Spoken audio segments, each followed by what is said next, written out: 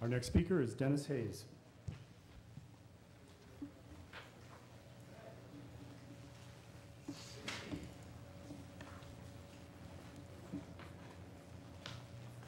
Good evening, members of the council and the mayor. Our condolences to the mayor on the loss of your father. When I came over this morning to sign on for the speaking, I was somewhat chagrined that I wasn't at the back of a line, that in fact there was little line. And I trust that this in part is because very few people had a chance to figure out or find out what was going on, and very few people had a chance to attempt to organize any intelligent kind of response to the proposed moratorium. And I'm here specifically to speak against the proposed moratorium, and I'll go through our reasons. I have submitted to members of the council two things which I think are very relevant in this situation. One is the City of Ann Arbor Charter Amendment, which was passed by a 70% plus margin of the population. And I was curious this morning when I was trying to deal with the aggregate of the issue, that what the results were in the 2008 Proposition 1 referendum.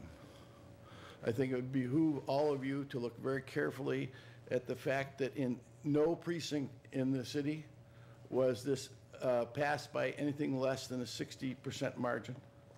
The city has spoken on this subject in 2008, 2004, and I'm embarrassed to say that I might be one of the few people here old enough to remember what we did in 1972 when we passed the $5 marijuana ordinance. I had a brief conversation with Mr.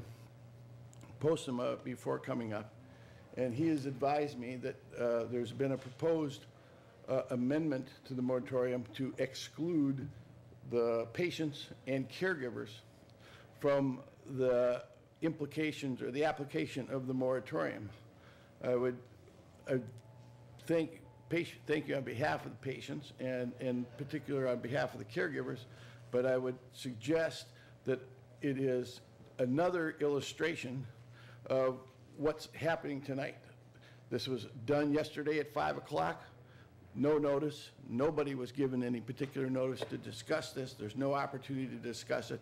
And the people here tonight are here because they're concerned about their rights as patients, their rights as caregivers, and most of all, their rights as citizens of the city who've already explained quite clearly what they have in mind and what they believe the city should do.